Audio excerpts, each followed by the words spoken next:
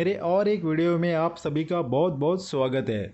आज का video royal Enfield bullet के ऊपर है। भाई मैं कोई बाइक टेक्नीशियन नहीं हूँ।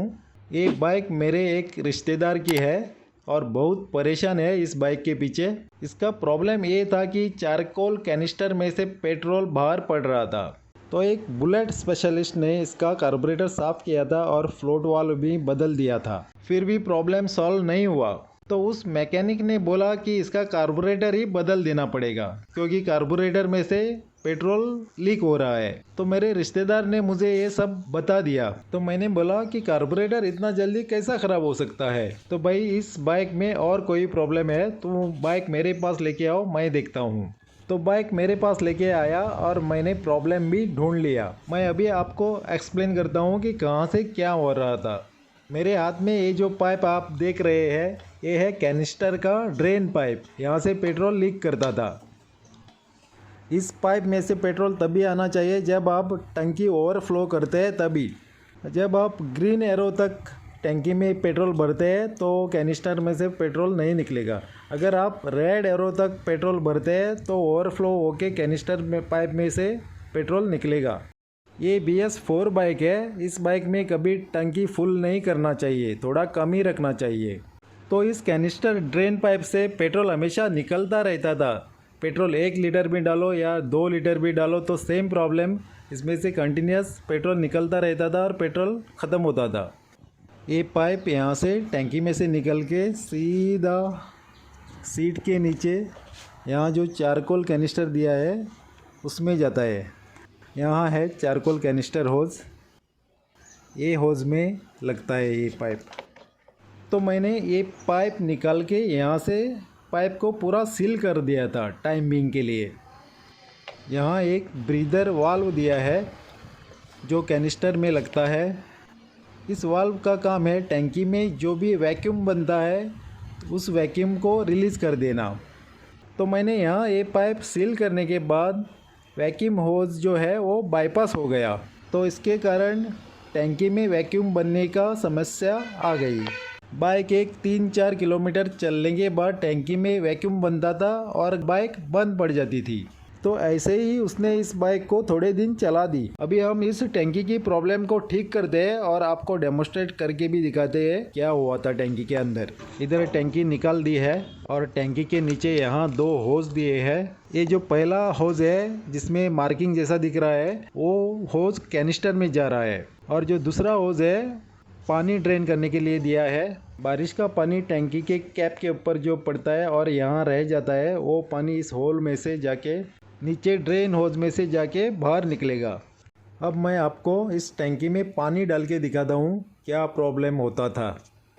अभी आप देख लो, ये जो इस होज में से पानी बाहर निकल रहा है वो है कैनिस्टर होज। यहाँ पेट्रोल नहीं निकलना चाहिए। ये कैनिस्टर होज इसलिए दिया है कि जब आप गाड़ी धूप में पार्क करते हो और धूप में टैंकी बहुत गर्म होती है, गर्म होने के कारण टैंकी में वाफ बन जाती है पेट्रोल की। वो वाफ कैनिस्टर में से फिर से यहाँ इस पाइप से इनटेक में दिया जाता है। यहाँ लीकेज करने का कारण एक हो सकता है कि अंदर इस पाइप का कहीं भी ब्रीजिंग या सोल्डरिंग छूट गया है और इसके कारण ये यहाँ लीकेज कर रहा है। तो मैं अब इस टैंकी को रिपेयर करता हूँ, कहीं भी तोड़े या फोड़े बिना। ये मैंने तांबे का एक पाइप ले लिया और इसको आगे मैंने इसका होल थोड़ा क्रॉस में कट कर दिया ताकि ये होल थोड़ा बड़ा हो जाए और ये पाइप इस कैनिस्टर होज में बराबर अंदर जा रहा है और ये पाइप फिलिंग कैप तक पहुंच रहा है। इस पाइप को 1 इंच में कट कर देते हैं और इसको ब्रीजिंग कर देते हैं। ब्रीजिंग मैं भी कर सकता था लेकिन मेरा ब्रीजिंग जो फ्लेम है बहुत बड़ा आता है, पेंट कहीं भी ख़राब हो सकता है। तो मैं जाता हूँ इसको लेके गैस वेल्डिंग के पास जिनका फ्लेम स्लो में होता है। तो भाई ये ब्रीजिंग होके आया। इसमें फिर से पानी डाल के देखते हैं यहाँ से पानी आता है कि नहीं। बहुत लोग इस प्रॉब्लम के कारण टंकी बदल देते हैं। ये टंकी बदलने का कॉस्ट 12-13 हज़ार होगा कंपनी में खामोखाम। अगर आपकी बुलेट BS4 है और ये प्रॉब्लम आया तो आप ये उपाय कर दो, आपका काम हो जाएगा। अभी हम टैंकी में फिर से पानी भर के देखते हैं। कहीं भी लीकेज है क्या नहीं। पानी टैंकी में ऊपर तक भर के दिखा दूंगा। जहाँ मैंने दिखाया था ग्रीन एरो तक भरना चाहिए, उधर तक भरेंगे।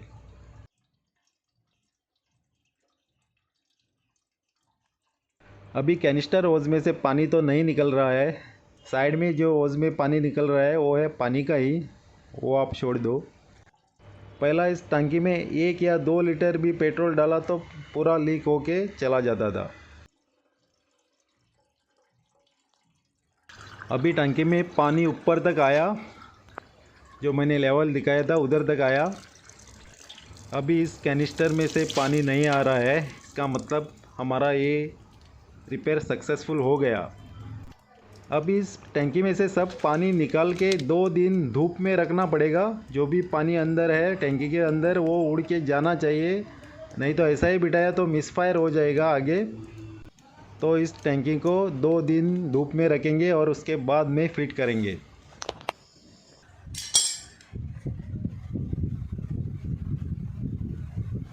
ये कैनिस्टर पाइप में थोड़ा कंप्रेसर का एयर ब्लो मार देते हैं ताकि इसमें कोई कचरा बिचरा है तो निकल जाए। हवा नीचे के पाइप तक आ रही है, इसका मतलब पाइप क्लियर है। इस पाइप को भी थोड़ा ब्लो मार देते हैं। अगर इस पाइपिंग में कहीं भी थोड़ा ब्लॉकेज आ गया तो टैंकी में वैक्यूम बन जाएगा और गाड़ी चलाते चलाते बंद पड़ जाएगी। इसलिए ये लाइंस क्लियर रहना ही ठीक रहेगा। 2 दिन के बाद टैंकी फिटिंग कर दी और पेट्रोल भी डाल दिया टैंकी में। कॉक में चेक करते हैं, पेट्रोल आ रहा है। फिल्टर को लगा देते हैं कॉक में।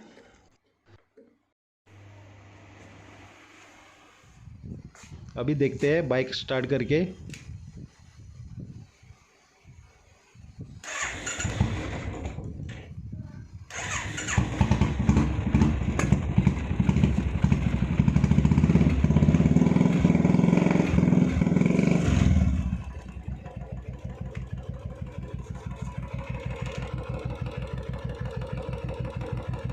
अभी देखो इस पाइप में कोई पेट्रोल नहीं आ रहा है।